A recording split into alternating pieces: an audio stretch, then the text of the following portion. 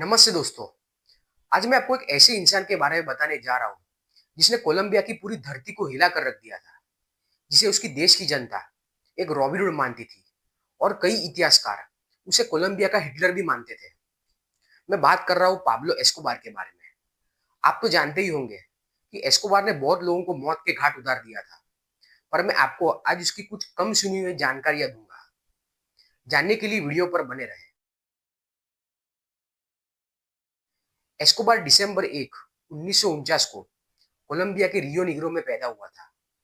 उसका पालन पोषण मेडलिन में हुआ था। उसके पिता एक किसान थे और माता एक स्कूल टीचर थी। उनका आर्थिक जीवन बहुत ही साधारण था। एस्कोबार ने बचपन से ही एक नेता और क्रिमिनल वकील बनने की ठान ली थी। उसने एक नकली स्कूल सर्टिफिकेट बनवा के मेडलिन की एक यूनिवर्सिटी में दाखिला लिया था, पर आगे जाके आर्थिक कारणों की वजह से वो अपनी पढ़ाई खत्म नहीं कर पाया था। एस्कोबार ने अपने जवानी में ही छोटे बड़े अपराध करना शुरू किया था, जैसे कि किडनैपिंग करवाना, नकली हाई स्कूल डिप्लोमा बेचना, मोटर व्हीकल की चोरी। साथ ही में वो मारुआना का एक कारोबारी भी था और खुद भी उसके नशे किया करता था। 1970 के दशक में बहुत सारे ड्रग डीलरों ने मारुआना छोड़ कोकेन की तस्करी शुरू कर दी थी, क्योंकि कोकेन को बेचने पर ज्यादा मुनाफा कमाया जाता था। एस्कोबार भी उन्हीं में से एक था। कोकेन को एक बहुत ही पावरफुल ड्रग माना जाता है, जो कि कोका पौधे के पत्तियों से बनाया जाता है। बोलीविया, पेरू और कोलंबिया जैसे देशों का तापमान इस पौधे के लिए बहुत ही उचित माना जाता है। एस्कोबार का सबसे पहला ड्रग एंगेजमेंट तब शुरू हुआ था जब लोकल स्मगलरों ने उसे कोका पेस्ट की कंसाइनमेंट को मेडेलिन के अलग अलग प्रोसेसिंग फैसिलिटीज में सप्लाई करने के लिए हायर किया था। बाद में उसने बहुत सारे मिडलमैन को बीच में से हटवा दिया था और खुद का एक डिस्ट्रीब्यूशन नेटवर्क खड़ा किया था। कभी कभी तो वो कोकेन को कोलंबिया से खुद ही बाहर उड़ा के लेके जाता था। 1975 में Escobar drug mafia boss Fabio को 14 किलो कोकेन बेचने की पेशकश करता है। यह उसकी सबसे पहली ड्रग डील थी। फेबियो ने एस्कोबार को बहुत ही साधारण स्ट्रीट क्रिमिनल समझा था, पर एक महीने के बाद फेबियो की हत्या करवा दी जाती है। उसी साल एस्कोबार ने मेडेलिन कार्टेल की स्थापना की थी। 1976 में कोलंबियन सिक्योरिटी सर्विस एस्कोबार को गिरफ्तार कर लेती है, जब उसके गाड़ी के एक स्पेयर टायर में 40 किलो कोकेन बरामद होती है। ये तब हुआ जब वो इक्वाडोर से एक ड्रग डील करते समय लौट रहा था। कोलंबियन सिक्योरिटी सर्विस को एफबीआई के समान माना जा सकता है। बाद में कोर्ट हियरिंग में एस्कोबार सबसे पहले जज को हटवा देता है और दूसरे जज को रिश्वत देके अपने साथियों के साथ छोड़ दिया जाता है। 1970 के दशक के आखिर में एस्कोबार ने कोलंबिया में कोकेन की ट्रैफिकिंग बहुत ही मजबूत कर ली थी। अब उसकी नजर अमेरिका पर पड़ रही थी, जो कि दुनिया का सबसे बड़ा कोकेन बाजार बनने जा रहा था। अमेरिका के बड़े बड़े शहरों में, जैसे कि लॉस एंजलिस, मायामी और न्यूयॉर्क में बड़े बड़े क्लबों में और हाई प्रोफाइल पार्टियों में कोकेन का बहुत ही इस्तेमाल किया जाता था। दो बड़े स्मगलर थे जिनका नाम कैर्लोस लेडर और जॉर्ज जंग था। इन दोनों को हाल ही में अमेरिकी जेलों से छोड़ा गया था। जेल से छूटने के बाद दोनों ही कोकेन तस्करी की योजना बनाना शुरू कर देते हैं। लेडर को मारुआना तस्करी और चोरी हुई गाड़ियां बेचने के कारण सजा हुई थी और जॉर्ज को मेक्सिको से कैलिफोर्निया मारुआना ले जाने के लिए पकड़ा गया था। दोनों ही कैरिबियन क्षेत्र में कोकेन का एक बेस बनाने लगते हैं ताकि कोकेन को मायामी भेजा जा सके। 1978 में लेडर बाहामास के एक आइलैंड नॉर्मन के में बहुत सारी जमीनें खरीदना शुरू कर देता है ताकि कोलंबिया और अमेरिका के बीच एक कोकेन डिपोट बनाया जा सके। वहां पर जमीन मालिकों को अपनी जमीनें बेचने के लिए मजबूर किया जाता है और बहुत सारे निवासियों की तो हत्या भी करवा दी जाती है। इस आइलैंड पर रनवे और वेयरहाउसेस बनाने के लिए लेडर लाखों डॉलर खर्च कर देता है। इस आइलैंड पर बड़े बड़े विमानों से बहुत सारी कोकेन लाई जाती है और अमेरिका में छोटे छोटे विमानों से भेजी जाती है ताकि पकड़ में ना आ सके। हर रोज 300 किलो कोकेन लाई जाती थी। बाद में बैरी सील नामक एक अमेरिकन व्यक्ति था, जो कि लुजियाना से एक पायलट था। बैरी सील भी मारुआना तस्करी में शामिल था। बाद में उसने भी कोकेन की तस्करी शुरू कर दी थी। एस्कोबार ने बेरी सील के साथ हाथ मिला लिया था। बेरी सील बहुत ही कम ऊंचाइयों पर उड़ने वाले विमानों का इस्तेमाल करता था ताकि रडार से बचा जा सके। वो कोकेन की पैकेटों को कोलंबिया से लेकर अमेरिका के ग्रामीण इलाकों में गिरा देता था, बाद में उसे मायामी ले जाता था। पर 1984 में बेरी सील अमेरिकी गवर्नमेंट का एक खबरी बन गया था और 1986 में एस्कोबार को भनक लगने पर उसने बेरी सील की हत्या करवा दी थी। एस्कोबार ने कोकेन की तस्करी स्पेन में भी शुरू कर दी थी, जो कि यूरोपियन मार्केट के लिए एक एंट्री पॉइंट बन गया था। कोकेन को ले जाने के लिए बहुत ही अजीब तरीके अपनाए जाते थे, जैसे कि बोट के साथ सबमरीन जोड़ दी जाती थी ताकि कोकेन पाउडर को उसमें ले जाया सके। 1980 के बीच में एस्कोबार ने मेडेलिन पर अपनी पकड़ बहुत ही मजबूत कर ली थी, जब उसने मेडेलिन के पास स्थित एक एनविगेडो नामक क्षेत्र में एक ऑफिस खोला था। इस ऑफिस का इस्तेमाल उन ड्रग ट्रैफिकरों से पैसा वसूलने में किया जाता था जो कि एस्कोबार से उधार पैसा लेते थे। जो लोग भी पैसा देने से इनकार करते थे, उन पर सिकारियों छोड़ दिए जाते थे। सिकारियों जो एस्कोबार के भाड़े के हथियारे थे। कोकेन के व्यापार से इतनी सारी कैश कमाई जा रही थी, जो कि बहुत बड़ी समस्या बनती जा रही थी। इसलिए एस्कोबार ने पनामा में से सोना खरीदना शुरू किया था, पर उसकी भी कुछ सीमाएं थी। इसलिए एस्कोबार ने कोलंबिया में ही अलग अलग ठिकानों पर प्रॉपर्टीज खरीदना शुरू कर दिया था। उसने मेडेलिन के पब्लिक इंफ्रास्ट्रक्चर में भी पैसा डालना शुरू किया था, जैसे कि रोड नेटवर्कों को सुधारना, चर्चिस और हॉस्पिटल्स बनवाना। इससे उसे गरीबों में एक रॉबिनहुड इमेज मिली थी। 1984 में एस्कोबार ने कोलंबियन पॉलिटिक्स में दाखिला ले लिया था। वो एक सब्स्टिट्यूट कांग्रेसमैन के तौर पर चुना गया था। इससे उसको पार्लियामेंट्री इम्यूनिटी मिली थी। पार्लियामेंट्री इम्यूनिटी एक प्रकार का लीगल प्रोटेक्शन होता है जो पार्लियामेंट के मेंबरों को कुछ गिने चुने अपराधों से बचा लेता है।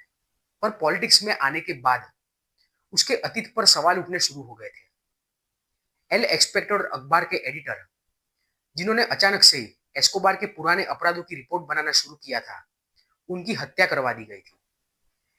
एस्कोबार के आदमियों ने इस अखबार की कॉपियों को भारी मात्रा में खरीदना शुरू किया था ताकि उसकी खबरें कम से कम फैलाई जा सके। जस्टिस मिनिस्टर रॉबर्ट बोनिला एस्कोबार के सबसे बड़े विरोधियों में से एक था। उसी के दबाव के कारण एस्कोबार ने राजनीति में से इस्तीफा दे दिया था। यूएस गवर्नमेंट ने बोनिला को आगाह किया था कि उसकी जिंदगी खतरे में है, इसलिए उसको एक स्पेशल बुलेट प्रूफ। अप्रैल 1984 में जज बोनिला, जो कि एस्कोबार के प्रोसिक्यूशन केस पर काम कर रहा था, वो अपनी गाड़ी में जा रहा था। तभी उसी वक्त मोटरसाइकिल पर सवार दो लोग उसके गाड़ी के नजदीक आ जाते हैं। पीछे बैठने वाला शख्स अपनी यूजी मशीन गन निकालता है और बोनिला पर गोलियां चला देता है। उसी वक्त बोनिला के सुरक्षा कर्मी जवाबी फायरिंग करते हैं, पर तब तक बोनिला की मौत हो चुकी थी।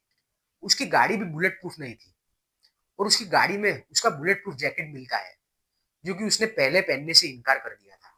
1980 के दशक के आखिर में कोलंबिया और अमेरिका ने एक प्रत्यार्पण संधि पर हस्ताक्षर किए थे, जिसमें यह तय हुआ था कि जो अपराधी अमेरिका में अपराध करेंगे उनको कोलंबिया से अमेरिका सजा काटने के लिए भेजा जाएगा। एस्कोबार भी उन्हीं में से एक था। एस्कोबार ने अमेरिका में लाखों टन कोकेन बेची थी, जिसके कारण बहुत लोग कोकेन के नशे का शिकार हो गए थे और बहुत लोगों की तो हिंसा के कारण मौत भी हो चुकी थी। 1985 में M19 नामक एक हिंसक संगठन ने पैलेस ऑफ जस्टिस पर बहुत बड़ा हमला किया था। पैलेस ऑफ जस्टिस को सुप्रीम कोर्ट के बराबर माना जा सकता है, जिसमें देश के सबसे बड़े वकील और जज काम करते थे। इस हमले में ड्रग ट्रैफिकरों से जुड़े हुए बहुत सारे कागजात और सबूतों को खत्म कर दिया गया था। ऐसा माना जाता है कि यह हमला एस्कोबार के फायदे के लिए करवाया गया था। एस्कोबार ने मेडेलिन के सबसे फेमस फुटबॉल क्लब में भी पैसा डाला था, जो कि बाद में जाके कोलंबियन अधिकारियों ने उस पर रोक लगा दी थी। 1980 खत्म होने तक मेडेलिन दुनिया का सबसे खतरनाक शहर बन चुका था। हर रोज 18 हत्याएं रिकॉर्ड हुई थी। कोलंबिया एक फेल्ड स्टेट बन चुका था। फेल्ड स्टेट यानी कि एक असफल राज्य। लुइस गलान, जो कि एक प्रेसिडेंशियल उम्मीदवार था, एस्कोबार का सबसे बड़ा विरोधी था। 1989 में लुइस गलान की दिन दहाड़े हत्या करवा दी गई थी, जब वो बोगोटा में अपने कैंपेन का एक भाषण दे रहा था। उसी साल नवंबर में एस्कोबार ने एक एवियांका नामक फ्लाइट को बम से उड़ा दिया था, जिसमें 100 से भी ज्यादा लोग मारे गए थे। ये हमला सीजार गेविरिया को मारने के लिए करवाया गया था, जो कि लुइस गलान का सेक्रेटरी था।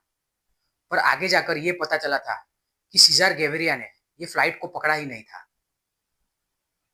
एस्कोबार ने अपने खुद के एक आदमी को ये हमला करने के लिए फंसवाया था, ये कहकर कि वो बम के बजाय एक सुनने वाला यंत्र फ्लाइट में ले जाएगा। आगे जाकर सीजार गेविरिया लुइस गलान का उत्तराधिकारी बनता है और चुनाव को जीत जाता है। 1991 में कोलंबिया में एक नया संविधान बना था, पर बदकिस्मती से उसमें प्रत्यार्पण संधि को हटवा दिया गया था, क्योंकि असेंबली के मेंबरों को ड्रग कार्टेलों से भारी मात्रा में रिश्वत मिली हुई थी। फिर आगे जाकर एस्कोबार ने सरकार के साथ एक बड़ा समझौता कर लिया था, जिसमें उसने ये कहा था कि वो खुद की अपनी एक जेल बनाएगा, जिसमें ज्यादा से ज्यादा वो 5 साल बिताएगा। ये जेल का नाम ला कैथेड्रल था। ये जेल की बहुत अलग अलग खूबियां थी। ये जेल में एक football pitch, computer, fax machine और टेलीफोन लाइन भी थी, जिससे कि एस्कोबार को यह पता चले कि देश में क्या हो रहा है। एस्कोबार ने अपने खुद के कैदी और गार्ड्स रखने की भी शर्त रखी हुई थी, पर जेल में रहकर भी उसने अपने काम जारी रखे। उसने अपने खुद के कुछ पार्टनरों की हत्या करवा दी थी, जिन्हें उस पर कोकेन के पैसे चोरी करने का शक था। 1992 में सरकार ने जब उसे दूसरे जेल भेजने का निर्णय लिया, तो वो अपनी जेल से भाग गया था। 1992 में राष्ट्रपति सीजार गेविरिया ने एस्कोबार को ढूंढने के लिए कमरतोड़ अभियान शुरू कर दिया था। यूएस नेवी सील, डीईए, कोलंबियाई पुलिस और लॉस पेपेस ने एस्कोबार की खोज शुरू कर दी थी। लॉस पेपेस एक ऐसा संगठन था जिनमें कुछ पैरामिलिट्रीज, एस्कोबार के पूर्व सहयोगी और कुछ ऐसे लोग मौजूद थे जिनके परिवार वालों की एस्कोबार के हाथों हत्या करवा दी गई थी। लॉस पेपेस ने एस्कोबार की बहुत सारी संपत्तियों को नष्ट कर दिया था और उसके बहुत सारे आदमियों को मार भी डाला था। हर रोज एस्कोबार के 5 से 6 आदमी लॉस पेपेस के हाथों मारे जाते थे। ऐसा कहा जाता है कि इस अभियान में कैली कार्टेल भी मौजूद था। कैली कार्टेल एस्कोबार का प्रतिस्पर्धी ड्रग कार्टेल था, जो कि साउथ कोलंबिया के कैली क्षेत्र में कोकेन की तस्करी करता था। नवंबर 1993 में एस्कोबार ने अपने पत्नी और बच्चों को लुफ्तांजा फ्लाइट से जर्मनी भेजने की कोशिश की थी, पर जर्मन सरकार ने अमेरिका के कहने पर उनको कोलंबिया में वापस भेज दिया था। बाद में कोलंबिया में उनको एक होटल में रखा गया था। अमेरिका ने सेंट्रा स्पाइक नामक एक स्पेशल यूनिट कोलंबिया में भेजी थी। इस यूनिट में टेक्नीशियन और लैंग्वेज एक्सपर्ट मौजूद थे, जो कि एस्कोबार की बातों को सुनते थे। यूगो मार्टिनेज नामक शख्स को कोलंबियाई पुलिस में प्रमुख बनाया गया था, पर उसने एस्कोबार के डर के कारण एक शर्त रखी थी कि इस पोस्ट को हर 15 दिन में बदला जाए, पर ऐसा कुछ नहीं हुआ था। कोलंबिया में ऐसे बहुत लोग थे जो कि एस्कोबार की खबर देने के लिए तैयार थे। उसका संगठन अंदर से कमजोर पड़ रहा था। आखिरकार दिसंबर 1993 में अमेरिकन फोर्सेस और कोलंबियाई पुलिस एस्कोबार को मेडेलिन के एक लॉस ओलिवस नामक इलाके में ढूंढ निकालते हैं। उनसे बचने के लिए एस्कोबार और उसका बॉडीगार्ड बिल्डिंग की छत पर भाग जाते हैं। एस्कोबार के बॉडीगार्ड को सबसे पहली गोली मारी गई थी। बाद में एस्कोबार आसपास की बिल्डिंग के छतों पर भागने लगता है। उसके दिल, पैर और कान में गोली मारी जाती है। ऐसा कहा जाता है कि उसके कान में गोली लगने की वजह से उसकी मौत हुई थी। कुछ इतिहासकार ऐसा भी मानते हैं कि उसने खुद को गोली मार दी थी। उसकी मौत के बाद काली कार्टेल कोकेन के व्यापार में हावी हो जाता है। अब मैं आपको एस्कोबार की विरासत और उसके कुछ तथ्यों के बारे में बताऊंगा। एस्कोबार अक्सर दावा किया करता था कि उसने दौलत रियल एस्टेट और बहुत बड़ी इंडस्ट्रीज में निवेश करने पर कमाई थी, न कि ड्रग्स बेचने पर। उसकी सबसे चर्चित संपत्ति हेसिएंडा नेपोलिस थी, जो कि बोगोटा और मेडेलिन के बीच स्थित एक 7,000 एकड़ का एस्टेट था। इस एस्टेट का नाम इटली के नेपल्स शहर पर रखा गया था। आज के समय में ये एस्टेट की कीमत $63 बिलियन लगाई गई है। इस एस्टेट में बहुत बड़ा फुटबॉल ग्राउंड, डायनासोर की मूर्तियां, आर्टिफिशियल झीलें, bull fighting arena, tennis court और एक जू मौजूद है। एस्कोबार ने इस एस्टेट में अपनी पुरानी गाड़ियों का एक कलेक्शन भी रखा था, जो कि दुश्मन कार्टेल ने नष्ट कर दिया था।